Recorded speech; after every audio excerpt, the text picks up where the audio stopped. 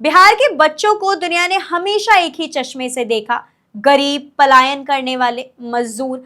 लेकिन उसी बिहार ने देश को आईएएस, वैज्ञानिक और अब स्टार्टअप की दुनिया में क्रांति करने वाले युवा दिए हैं। जार ऐप इसका ताजा उदाहरण है। बिहार के बच्चे क्या कर सकते हैं, ये सवाल नहीं, एक ताना बन चुका है। जहां दिल्ली और मुंबई में रहने वाले बच्चों को भविष्य का लीडर कहा जाता है, वहीं बिहार के बच्चों को अक्सर कहा जाता है, अरे मजदूर है, ये क्या कर लेंगे। लेकिन हकीकत इससे बिल्कुल उलट है। बिहार के बच्चों में जो तेजी है, जो संघर्ष की ताकत है, वही उन्हें बाकियों से अलग बनाती है। आज की रिपोर्ट सिर्फ एक ऐप की नहीं है, ये सोच की जीत है जो कहती है जहां जमीन बंजर हो वहीं सबसे गहरी जड़ें उगती हैं। नमस्कार, आप देख रहे हैं द हिंदी टॉप और मैं हूं आपके साथ स्नेहा श्रीवास्तव। आज हम आपको एक ऐसी सफलता की कहानी दिखाएंगे जिसका केंद्र बिंदु है जार ऐप, एक ऐसा डिजिटल प्लेटफॉर्म जो निवेश को आम आदमी की पहुंच में लाता है। जार ऐप की सफलता सिर्फ एक टेक स्टार्टअप की कहानी नहीं, ये बिहार के सपनों की उड़ान है।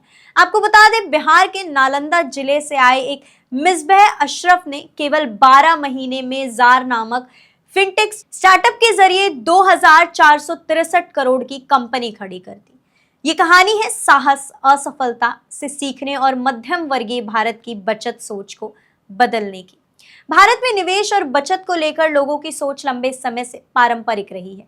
खासकर मध्यम वर्गीय परिवारों में सोना एक ऐसा माध्यम रहा है जिसे सबसे सुरक्षित निवेश माना जाता है। इसी सोच को एक नए रूप में ढालने का काम किया है बिहार के नालंदा जिले से आने वाले एक मिसबाह अशरफ ने। उन्होंने जार नाम की एक ऐसी अभिनव फिनटेक कंपनी की शुरुआत की जिसने 11 मिलियन से अधिक भारतीयों को रोजाना बचत और निवेश के आधुनिक तरीकों से जोड़ दिया।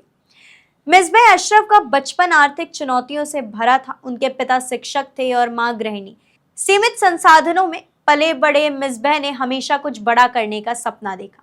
पढ़ाई के दौरान ही उसके मन में उद्यमिता का जुनून पैदा हुआ और उन्होंने दूसरे वर्ष में कॉलेज छोड़ने का कठिन फैसला ले लिया। कॉलेज छोड़ने के बाद मिसबाह ने अपना पहला स्टार्टअप सिबोला शुरू किया, लेकिन यह कंपनी महज 4 महीने में बंद हो गई। ये उनके जीवन की पहली बड़ी विफलता थी, लेकिन उन्होंने इससे हार नहीं मानी। वे मानते हैं कि असफलता ही असली सीख देती है। सिबोला के बाद उन्होंने फैशन और कंटेंट आधारित प्लेटफॉर्म मार्क्स प्ले की शुरुआत की, जिसने काफी लोकप्रियता हासिल की और एक बड़ी कंपनी द्वारा अधिकृत हुई। इसी सफलता से प्रेरित होकर उन्होंने 2020 में महामारी के कठिन समय में जार की नींव रखी।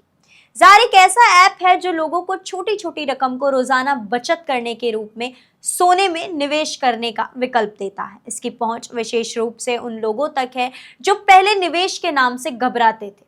महज 1.5 साल में जार के 1.1 करोड़ से अधिक यूजर्स बन गए और कंपनी ने अब तक $58 मिलियन, लगभग बता दे 476 करोड़ का निवेश जुटाया। आपको बता दें कि कंपनी को हाल ही में 300 मिलियन यानी 2463 करोड़ का मूल्यांकन प्राप्त हुआ। साथ ही रिपोर्ट्स के अनुसार मिसबाह अशरफ की व्यक्तिगत संपत्ति करीब $20 मिलियन आंकी गई। ये आंकड़े उनकी मेहनत, दूरदृष्टि और साहसिक फैसलों के प्रमाण हैं। जब कोई कहता है कि बिहार से तो केवल मजदूर निकलते हैं, तो उन्हें ये दिखाने का वक्त आ गया है कि यहीं से इनोवेटर, आईएएस, पत्रकार और अब स्टार्टअप लीडर भी निकलते हैं। जार ऐप की ये कहानी सिर्फ एक ऐप की नहीं, एक सोच की क्रांति है। जहां लोग मजदूरी देखना चाहते हैं, वहां हमने मालिक बनकर दिखाया। बिहार के बच्चों को अब किसी पहचान की जरूरत नहीं, अब उनकी मेहनत बोलती है और कामयाबी गूंजती है। क्योंकि अब सवाल ये नहीं कि बिहार से क्या होगा, अब जवाब है कि बिहार से ही होगा। ऐसी और जानकारी के लिए आप हमारे चैनल द हिंदी टॉप को सब्सक्राइब कर लें।